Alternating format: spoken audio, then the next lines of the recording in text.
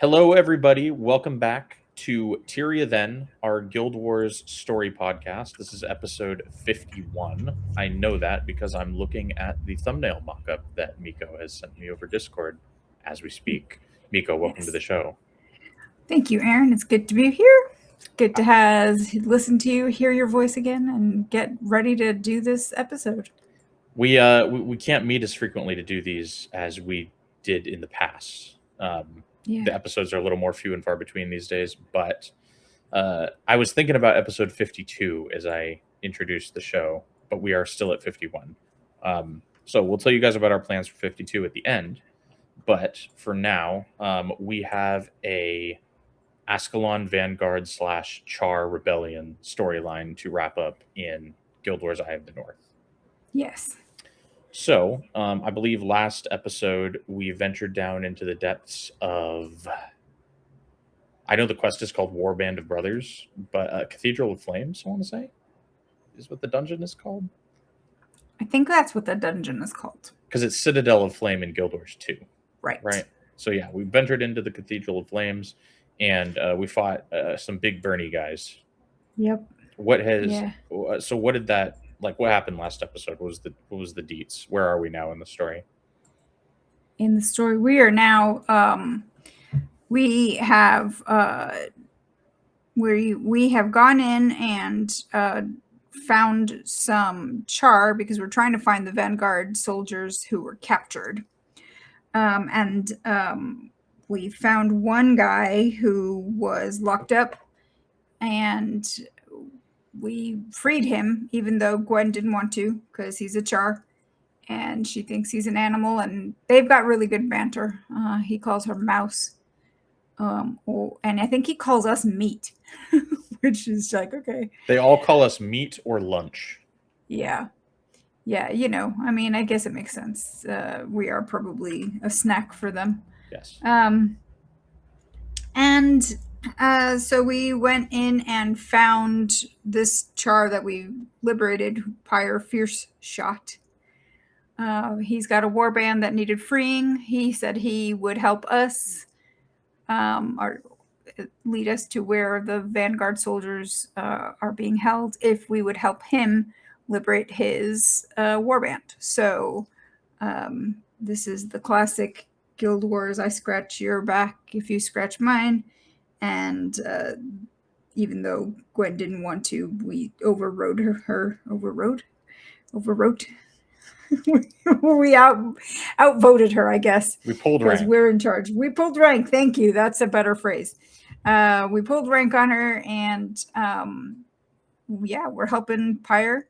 And we went in, and we had to fight Charr effigies, and that went in a little bit better, I think.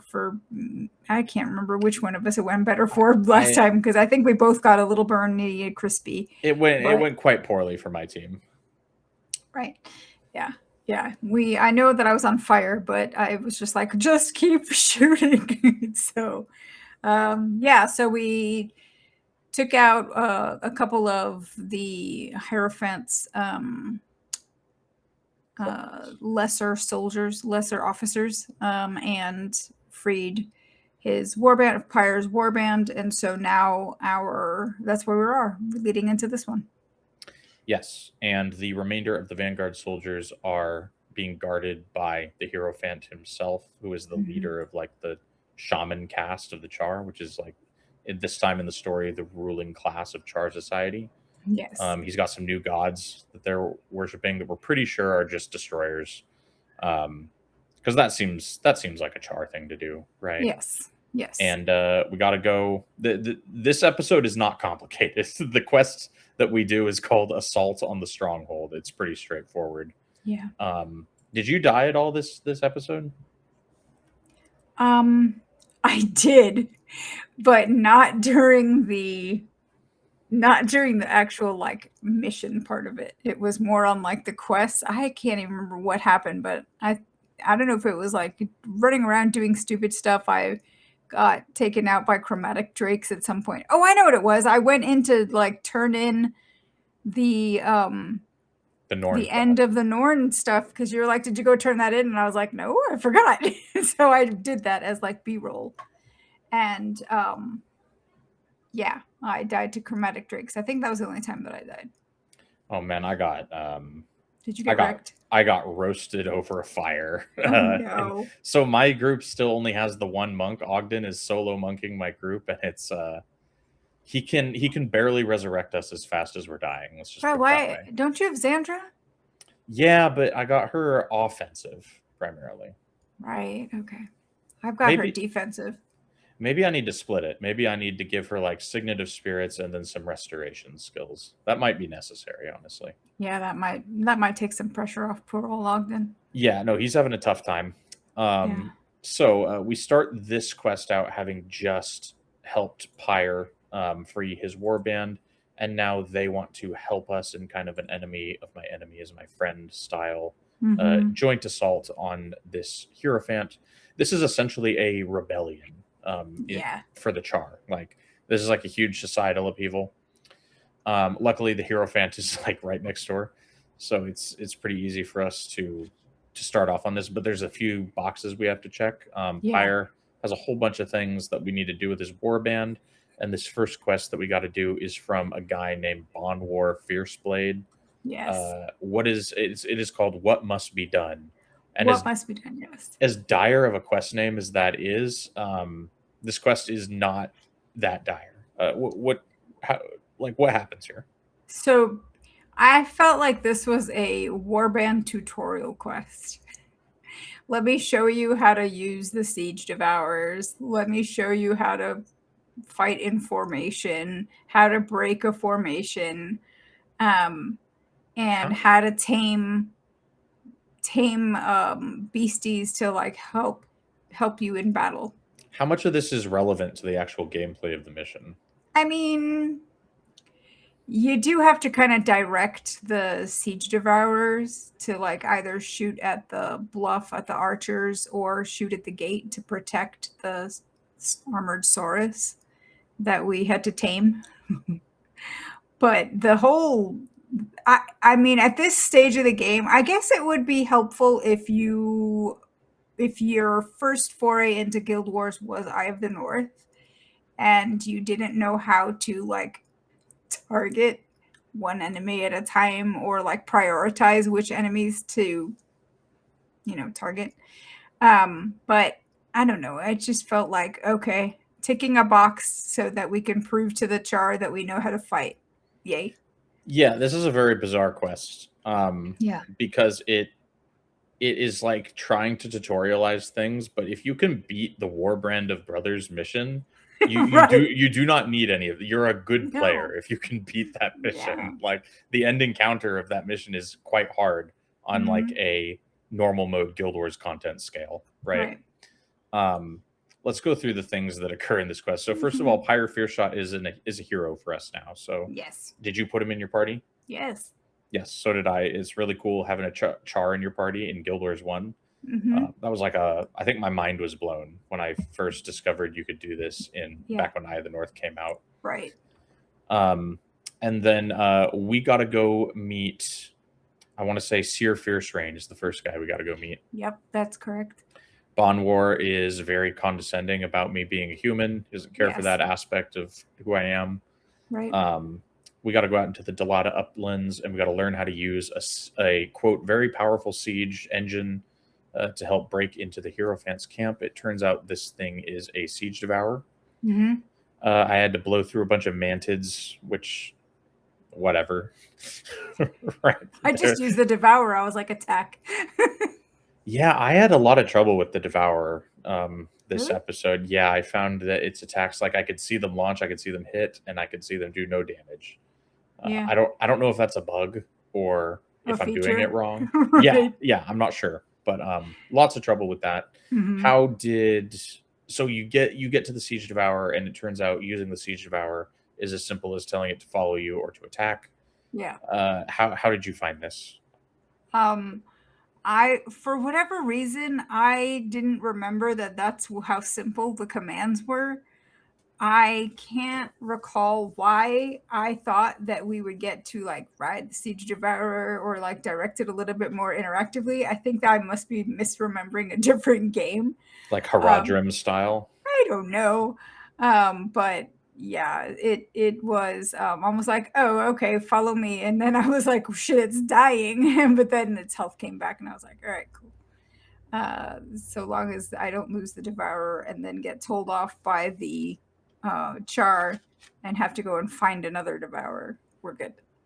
Yeah, I didn't use it last episode, so I didn't remember anything about how to use these. I thought that you would at least have to like aim it physically, like you do with, you know, like how you get in a siege thing in Guild Wars 2 and you got that like green arrow, right? I was expecting that because I'm used to Guild Wars 2, but not so. You basically park it near something you want to kill and you press attack and you target the thing you want it to kill, I think. I don't know that I even did that. I just told it to attack and then I would start attacking stuff and it would just like shoot. And whatever. if you happen to be close enough for it to attack, it will. There is no indicator as to what the range on this thing is. No, there isn't, which is kind of yeah. I think Seer Fierce Rain like tells you just park it on the bluff and like it'll shoot down. And I'm like, all right, cool. Let's see how far it can throw its rocks, which are supposed to be its bombs. I liked its little dialogue. Did you see the dialogue that it says in the chat box? The one with Seer Fierce Rain? Yeah. The Siege Devourer has a little bit of dialogue. It says click, click, clack, boom. yes.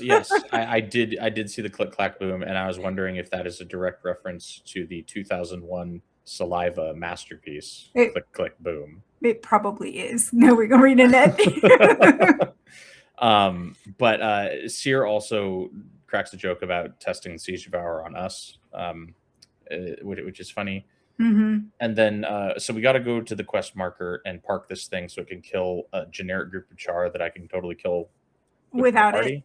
Yes. And I park it there and I hit attack and I see the attacks going off and nothing is happening to the Charr that are supposed to be dying. So I just went in and killed them and it updated the quest for me. Nice. Yeah, I would pull them and park. I parked the Devourer so that its attacks had a bit of an, because it's got an arc, right? It's shooting from its tails, and I could see the projectiles kind of going in an arc, and I was like, well, it probably needs, since it's a siege engine, it probably needs some kind of distance. So, I don't know, it seemed to work, but it wasn't. I overshot the quest markers, and the quest is still updated. Yes. Did you see? Did you talk to a lady named Heather Meyer? I did not. So she's a collector, and she's standing near the quest marker for where you have to take the Devourer. Okay. Her little story is that she is a Vanguard scout that has been given the order to fashion makeshift weapons out of the resources around her. Right. So she's collecting manted parts to make weapons out of. And what I thought was interesting is a lot of the items that she offers are named like crude daggers or stone shard bow or bone idol, which are like feasible things that you could like make yourself out of detritus. So I thought that was kind of cool. Yeah, that is neat. Yeah. Just kind of a nice little flavor touch. Yeah. Yep. And after we kill the Charr, successfully testing the Siege Devourer, I believe we got to go meet Cowl or Gron. It's Gron. Gron, yeah. About taming an armored Saurus. Yes. Now, I have a question about the word Saurus. Yes. Is that like a catch-all term for is that like a real catch-all term for dinosaurs, or did ArenaNet like kind of? No, I think it's a real term because I've seen it pop up in other games. It makes sense. Yeah. So I think they're all like pulling off of like that dinosaur. Yeah. Yep. It seems reasonable to me. This thing looks like a Triceratops. It really does. It's pretty cool. I like him. We have to go whale on him. Yeah. Did you run into Molotov Rocktail? I did, which is probably a really, really good name. It's a premium boss name. Yep. Yeah. He's a giant siege devourer. He's a warrior. He's very, very easy to kill. Yes. But he's cool. He is cool. I keep using the names Cowl and Gron interchangeably in my notes, so I clearly got confused, but I believe this is Gron that we're talking to here. Yes. And he is just after we tame the Saurus for him, he says, "Okay, I've got to go teach this thing its commands." I guess he's going to train a dinosaur in like a few hours. Yeah. Because before that, somebody mentions like, "Oh, it's too bad we don't get to eat that Saurus," and he's like, "We can eat after the attack." Which means this attack is happening today. Yeah, I think it's Seer who is hungry. Yeah, being able to train a dinosaur in one day is incredible. I mean, I guess that's the Charr for you. They know what to do. Yeah, this guy should join the traveling circus or something. He's a master at animal training. And then Gron dismisses us to go, quote, learn how to fight like a Charr. So we got to go talk to Bonwar, who is the guy who gave us the quest. How did this go? This is the easiest of all three. Yes. This little section is called the warband training. And I was like, okay. I thought it was going to be a lot more complicated. They basically stand in a group around a tree, and they start telling you, target one of us and take us out. And I'm like, right, okay. And their dialogue, I mean, you take them down faster than their dialogue pops. So by the time you're done, and eventually their dialogue catches up, I think it's Bonwar who says, well, I'm impressed. Yeah. I'm like, thanks. He also says there's other ways to fight a group in formation, but they're probably beyond your skill, which is rich. Right. We meet Bonwar and he tells us that the Hierophant's forces are going to be fighting in formation. And he says that that's nothing like we've ever faced. Yeah. The absurdity of this is out of control. I've killed Abaddon himself with my bare hands, right? Like don't even start with me, Bonwar. Exactly. And yeah, so their whole group turns red at once, and they are all dead before I can even target someone. Yeah. Yeah, it's pretty ridiculous. But yet they still trash talk because they're Charr, and it's what they do. Yeah, I feel like this section in particular, like I can understand teaching us how to use the Devourer and how the Armored Saurus, like showing us taming the Armored Saurus. We have a reason to have it in the mission. That makes sense. But this seems like something that would be in like a movie or a book. Right? Because like the protagonist needs to grow as a character. Right? Yeah. But it doesn't really fit in here with us in Guild Wars at the stage our character is at. Yeah. And it's certainly an unnecessary tutorial. Really weird quest. It is a very weird quest. And I still am trying to figure out like what their thinking was in including it. Like, are they trying to... I think it's padding.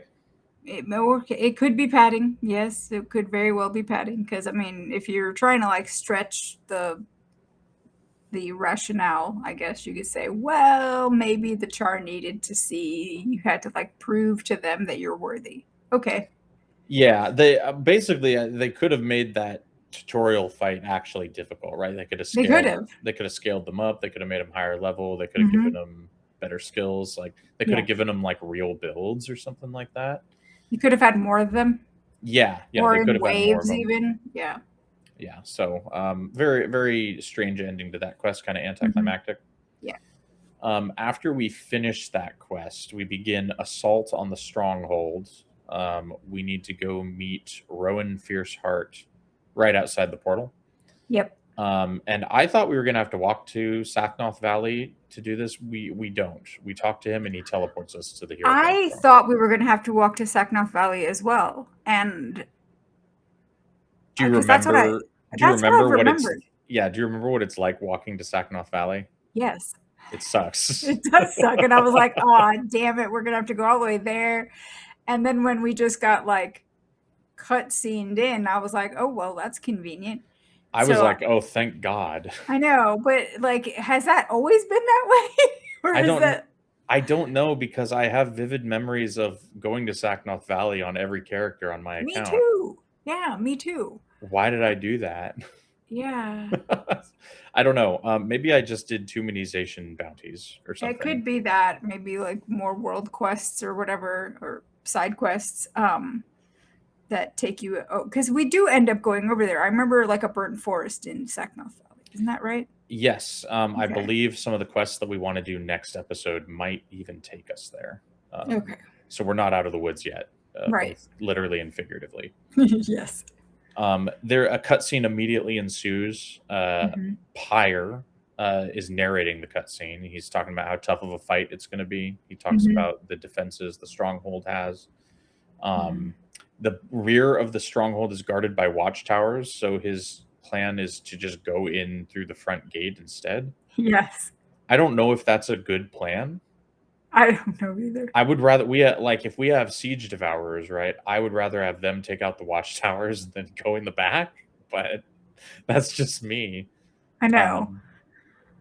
So yeah, he's like, the front door is going to be the way in, despite its heavy fortifications. We're basically going to send the armored Saurus right at the gate, and then we're going to commandeer the Hierophant siege devourers, and we're going to turn them against the stronghold. I have thoughts on the effectiveness of this strategy, having played the mission. How did this? Oh, and Gwen has some fun dialogue here. Yeah, they've got a good banter here. He basically, she thinks that his whole strategy is ridiculous, and when she saunters or huffs off, he tells the player character that she is afraid and has to essentially grow up and learn. Yeah, there's some really good writing here that stood out to me. Pyre says fear rots her heart. Yes. And he also says she was a prisoner of the Charr, and now she's a prisoner of her fears. Yeah. It's a cool quote. I like is that. good, yeah. That's pretty good. And we're going to find out more about that next episode Mhm. when we dive into Gwen's bonus mission pack episode, guys. So Yeah. we have not forgotten about that. We will be doing it. Yep. Pretty cool writing between Pyre and Gwen pretty much throughout this whole storyline. Yeah. Despite the maybe lackluster nature of the gameplay, in my opinion, in this episode, Mhm. the story elements continues to be strong, and the Mhm. character writing continues to be strong, I think. Yes, I agree. That being said, how did engaging in this mission go for you? So once we started, and so you basically meet up with Pyre's warband. He tells us you're going to go through the front door, and then they take one side and you take the other. And so there are two siege devourers. They capture one and direct it to attack either the archers on top, or provide covering fire onto the gate while the armored Saurus tries to bust through. And you're supposed to be doing the same on the other side.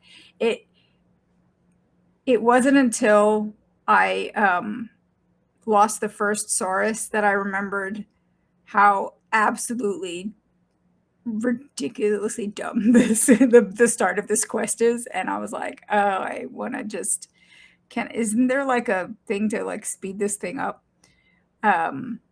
It's tedious. Yes. So I think what you're supposed to do is you go capture one siege devourer, and the warband goes and captures the other. Yeah. I captured one siege devourer, and the warband was getting their ass kicked. Really? Yeah, I had to go through that one too. And then funny. yeah, and I'm thinking, because what I remember from this quest, I've done it many times on my main account with much better heroes and equipment. Yeah. My thought was, oh, I hate those archers up there. They're annoying. So I'll point the devourers at the bluff.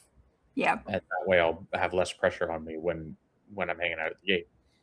I think that's the wrong strategy. Well, the archers respawn. The archers respawn, and it only seems to get the archers on the outer bluff, which are not the problem anyway. No. So I think the best option is to actually aim it at the gate and just kill the gate faster. So I was going back and forth, and then the gate was taking forever. Mm-hmm. And I was like, all right, well, maybe if I just aim it at the gate, it'll die faster. And it wasn't. It was just taking forever. So I was like, okay, fine. Just so I ended up like aiming it at the gate while the Saurus was coming in, and then I would run up and have my casters basically throw attacks at the archers because we can. And then I had my spirits could also spit up there as well, attacks, and we were taking out the archers faster than the siege devourer was. Yeah, so that was kind of a semi-strategy. I could not take it. So I have 2 warriors in my party, so a significant percentage of my DPS is melee. Mm-hmm. So I could not take out the archers faster than they respawned. Mm-hmm. So there were pretty much consistently 3 to 4 archers hammering my team at all times. And Ogden had to really put his work in with that resurrection skill that I have on him. Yeah. Divine favor or whatever it's called. Mm-hmm. Unyielding aura, that's the one. Yeah. And Ogden could barely resurrect us fast enough. Mm-hmm. So I would say probably 5 or 6 people had died and been resurrected before I finally got the gate down. And then of course I went in and I murdered all those archers in vengeance. Yes, I took them out as well, because I didn't want them either giving chase or shooting down at us while we were trying to do other things. Yes, and once we break through the wall, there's like a huge army of Charr behind it, but they retreat as soon as we break through. Mm-hmm. And Hierophant Burnt Soul 6 a bunch of destroyers on us, supposedly. Yes. But I'm curious for you, what happened after he let the destroyers out?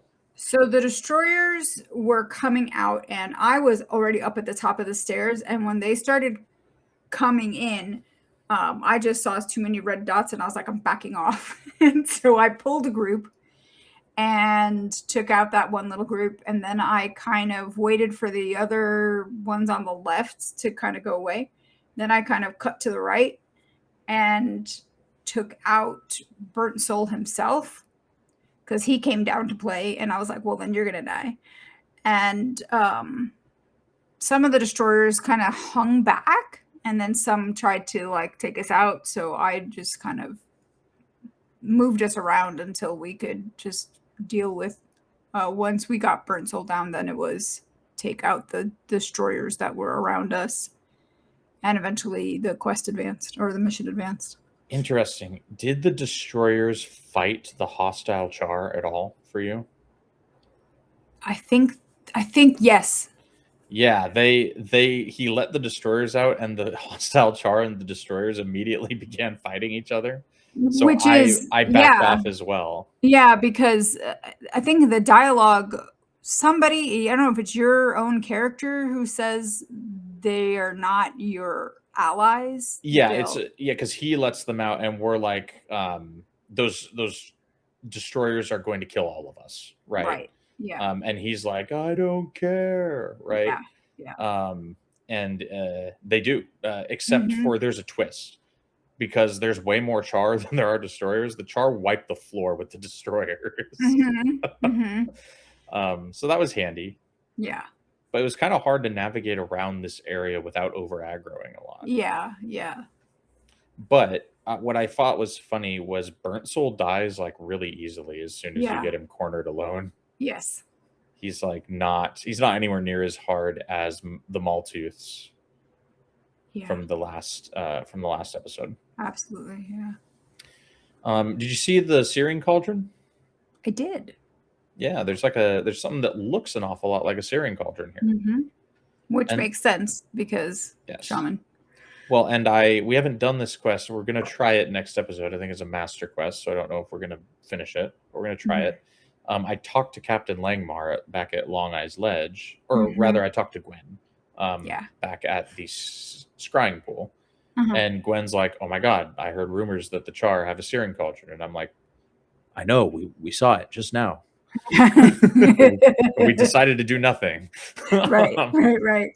But yeah, we'll more on that next episode, because we'll be diving into that then, but I did think that was funny. Mm-hmm. A cutscene ensues after we complete this mission. Tell me about this. So the Gwen has a reunion with Langmar and the rest of the Vanguard. The Charr come over to essentially look for a new leader. One of Pyre Fierce Shot's warband tells them, it was Pyre who rescued you, freed you from this. You guys need to join us in the rebellion against the shaman. And Pyre essentially tells his warband guy to shut up because he's not interested in being a leader. And the pep talk that he ends up giving the rest of the Charr is to just join the rebellion and free all of their people from the lies of the shaman. And he basically gives an impassioned diatribe against religion, against the very concept of religion, which I think is an interesting thing for ArenaNet to put in when so many, the whole human culture is set around a pantheon of gods that in the universe very much exist, right? They're very real. But in Tyria, we still don't really know, cosmically, what a god even is, right? Yeah, and the Charr have continually been up against this problem of false gods leading them astray. So it makes sense that they would want to cast that off.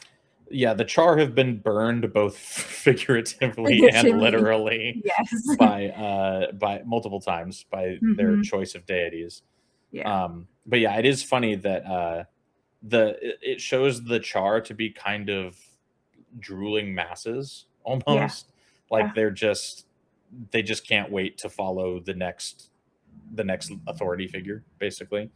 Because that's kind of ingrained in them based on how their society works, right? Right. Yeah, they're very militaristic, and they follow strength. So they see that guy killed the last guy, so I follow that guy, right? Yeah. They're almost primitive in that way. And Pyre kind of wants to break that, right? He wants to break that system. So he tells them, hey, never worship any quote gods ever again, right? Right. Make your own way is basically what he tells them. Yeah, and he convinces them really easily, which is even funnier. It's funnier, but it's also not shocking considering how ready they are to just do what they're told. Yes. But it is a weird juxtaposition with the way the Charr are in Guild Wars 2, which is not that at all, right? Correct. And it sets up this is the impetus of the Charr society that we see in Guild Wars 2. It's cool. It's a cool moment. Yeah. Yep. It is funny that he's just no, that's stupid. Shut up, idiot. Yeah. Yeah. And then out of nowhere, Gwen walks up and just bops Pyre on his ass with her wand. She's like, I don't fear you, I hate you. And that actually gets his respect for her goes up. I think he says she's learning. Yeah, and I think it's a great moment because if you know anything about what happened to Gwen and what the Charr did to Ascalon, I don't think Gwen needs to forgive anyone, right? No. I think Gwen is due her hatred. I don't blame her for feeling the way she feels, and I think she can be a complete character while retaining a sense of deep distrust and loathing for the Charr. Because they genuinely borderline genocided her country. Oh, right? Yeah, 100%. Yeah. And the spoiler alert, guys, they're not done yet. No. And that's why we see at the beginning of Guild Wars 2, we still see the rift between humans and Charr is pretty far apart. Yeah. And it's kind of a long road to reaching any sort of a reconciliation. So very cool kind of microcosm of how the Charr turn out in Guild Wars 2. After the cutscene, we are returned to Long Eyes Ledge, where Captain Langmar is there now, and she tells us the Vanguard will join us against the destroyer threat. She's who we turned the quest into. Did you manage to go check out the scrying pool? I went and I didn't actually look to see what the vision is because I forgot. Okay. I was like, oh, that's just going to show me the same vision, forgetting that the visions actually update. Yes, there's a few visions. I don't actually know. I think we might have missed the second vision. I think we did, but I think we can review it, like choose to replay it, and it'll show it to us. Because I remember looking into the pool at the beginning of the campaign, and then I think this is the second time I have, but this vision is called the third vision. Yeah. So and I think we missed one. Yeah, no, but I think you can go back, like if you choose to select whatever the last mission was, it'll show it to us. Yeah, we're gonna have to re-review that mission for next episode and get you guys all caught up. So I did watch this third vision.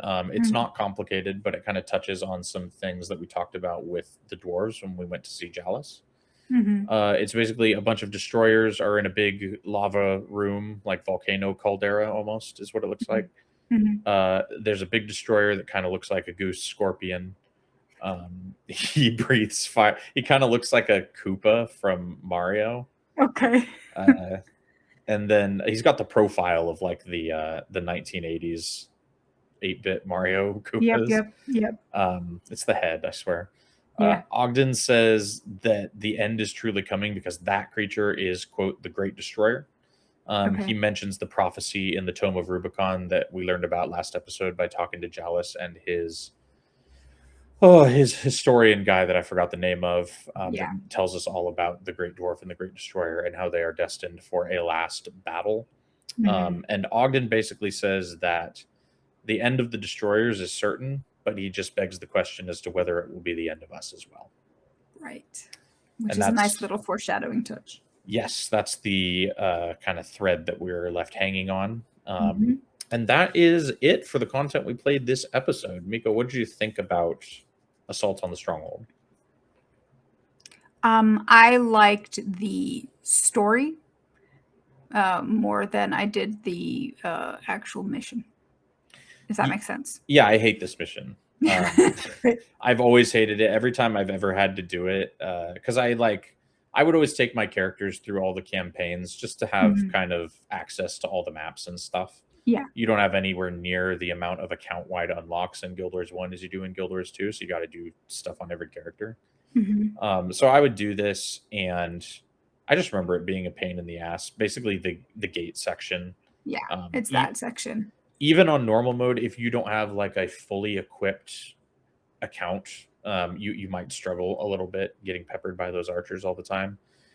And I always remember not being sure if I wanted to do the bluff or the gate. Right. So, and I think I also used to just charge in and fight everything at once. Whereas if you just be a little patient and wait for the destroyers to die, you're going to have a much better time. So yeah, and the first quest is weird. The What Must Be Done quest. Very strange experience. Good writing. I liked all the jokes about us being lunch for the Charr. I think one of the Charr at one point said this no human diet is going to be the death of me, which is very funny. I like that the Charr just wear it on their sleeves. It's like, we roast and eat you guys sometimes. Deal with it. Deal with it, pretty much. Yeah. I mean, they straight up call us meat. So that is what they see us as. Like, yeah, I don't think it's just a joke. It's way too prolific for it to just be a joke. Right. I think they really have eaten their fair share of humans in their time. Yeah, I mean, they got the teeth for it.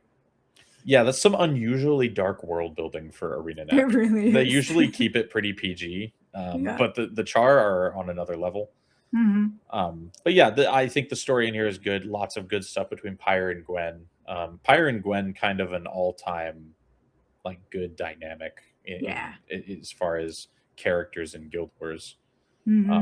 I liked a lot of the character stuff in Nightfall, but I don't think anything was as strong as what we see between Pyre and Gwen. I think this is like an all-time high for the series. Yeah, for sure. Yeah, and I think I don't know if it's part of it is nostalgia, but I think it's just memorable.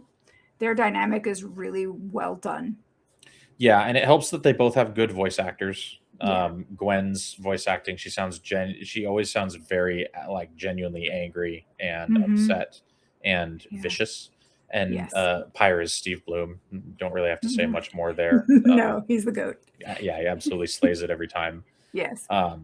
But yeah, this is a really good section of the storyline. It's better than the Norn section, I think. It's more interesting, and the characters are better. The Norn characters are kind of goofy. They're very goofy, and they're very, I feel, very kind of, I don't even know if they're two-dimensional. They almost feel one-dimensional. Yeah. Yeah. They do. They have this dimension of like, we do great deeds and drink. And there's a lot more going on in the Charr society, right? Their society is like this enslaved theocracy, and there's a revolution going on, and we have to work with people who'd normally be our enemies, and who, if you're a Prophecies character, you have a pretty bitter history with. Right. So there's just way more going on with the Charr storyline, and it's a lot higher quality as a result. But that is where we're going to leave it for this episode, guys. This one will be a little shorter because there wasn't as much content here. But we've got 3 main things we're going to do next episode. So next episode, we want to kind of do a bonus wrap-up for the Charr storyline. We want to do Gwen's bonus mission. We want to do Gwen's post-storyline quests. And we also want to talk to Captain Langmar and see what she's up to. So I think we're going to take a stab at those 3 items for next episode. Until then, Miko, where can people find you on the internet?